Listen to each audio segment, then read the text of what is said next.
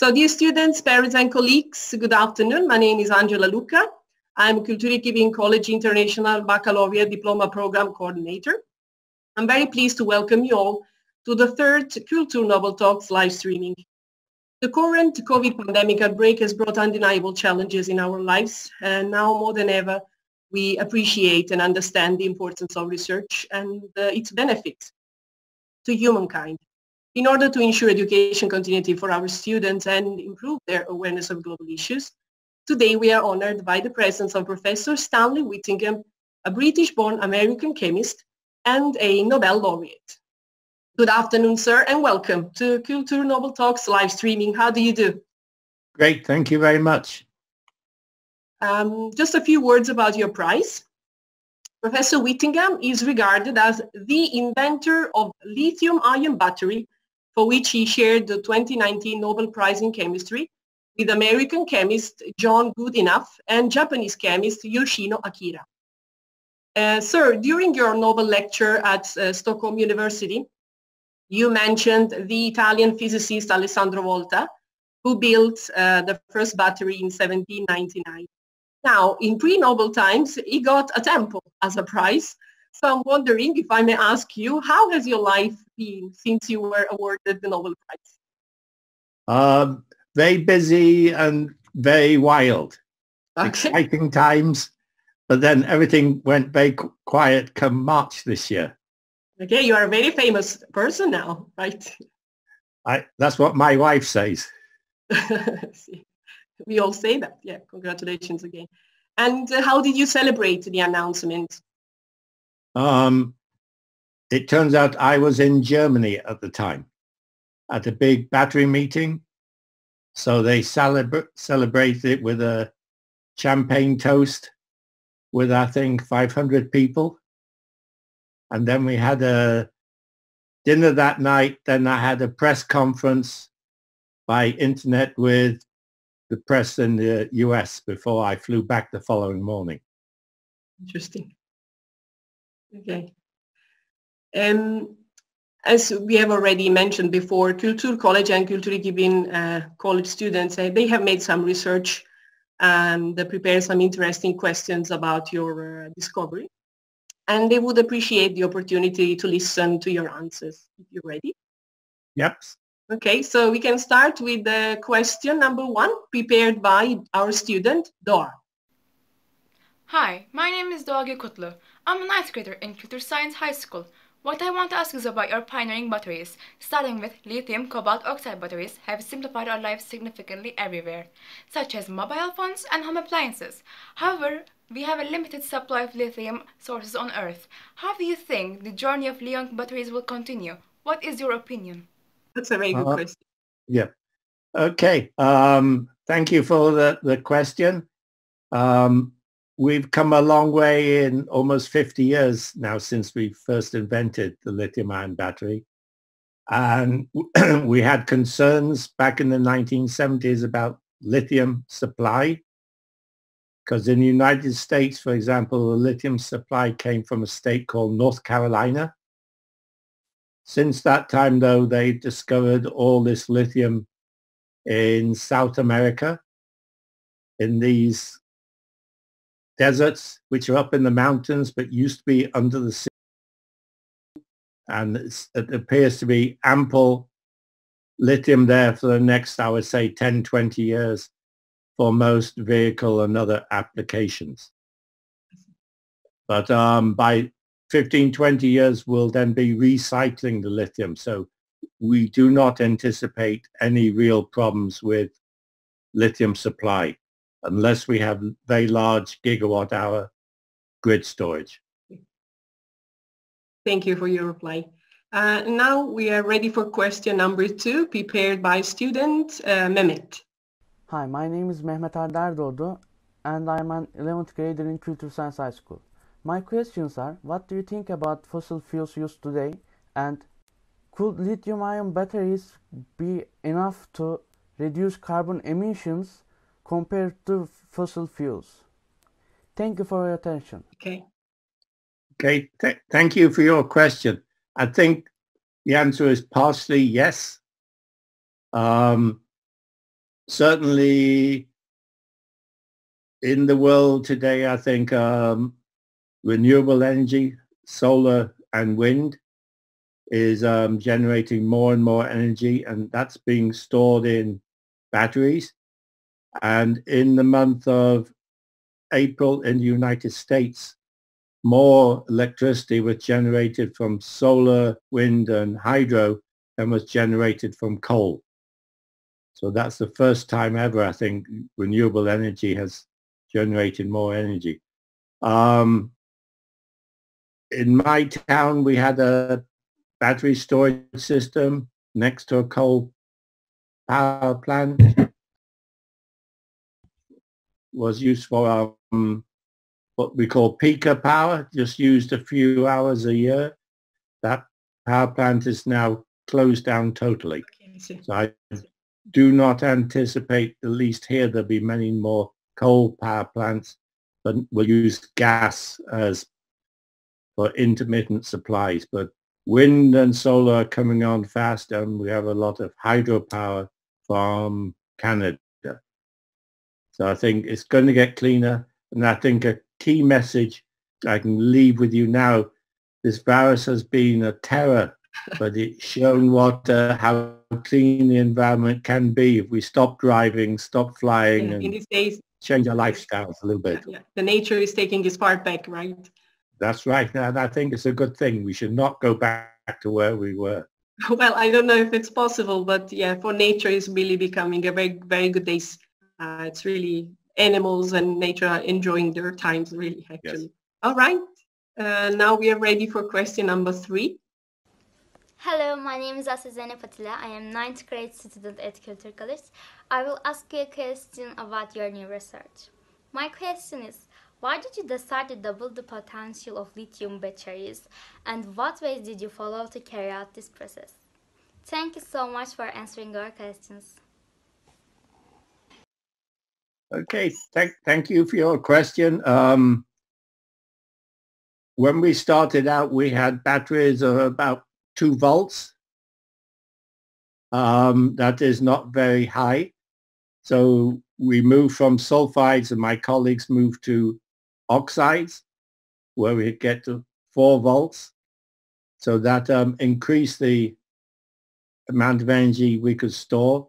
And to get a very high voltage device, we did not have to put so many batteries in series with each other. But what we are also doing now is increasing the energy density from 250 watt hours per kilogram up to 500 watt hours per kilogram.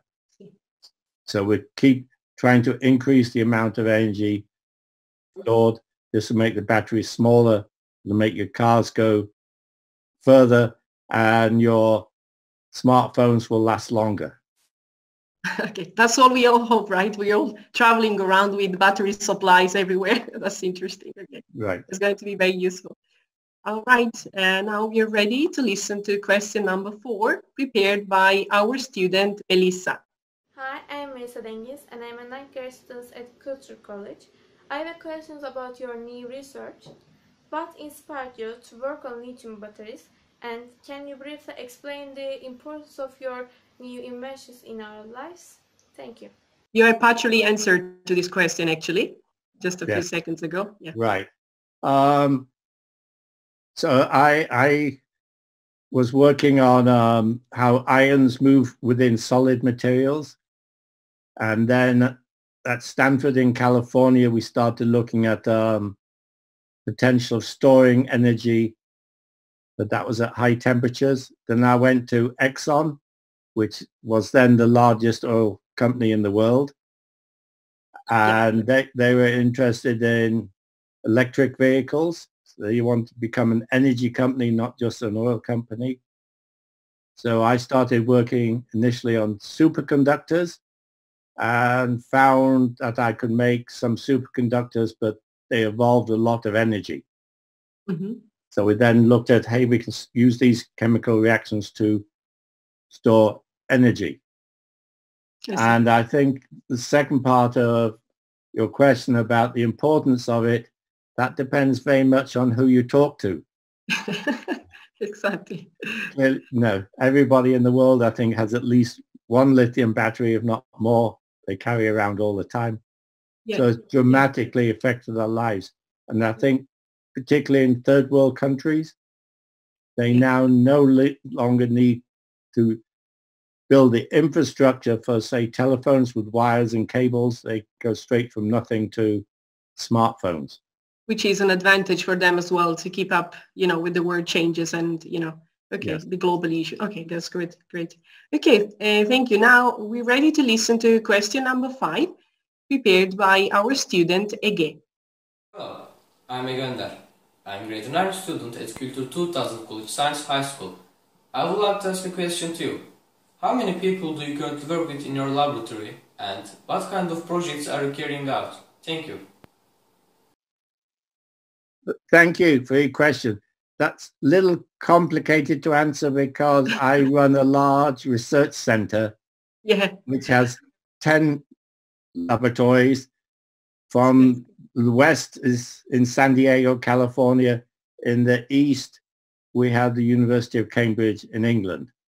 So in that center, we have about 50 people.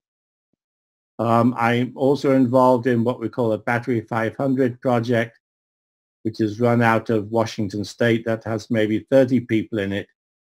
My own research group at Binghamton, I have, I think, 6 graduate students, 2 undergraduate students, 1 high school student. Very large group. And 2 staff members. And I should say one of my PhD students is Ayzuksu Bayurka from Turkey.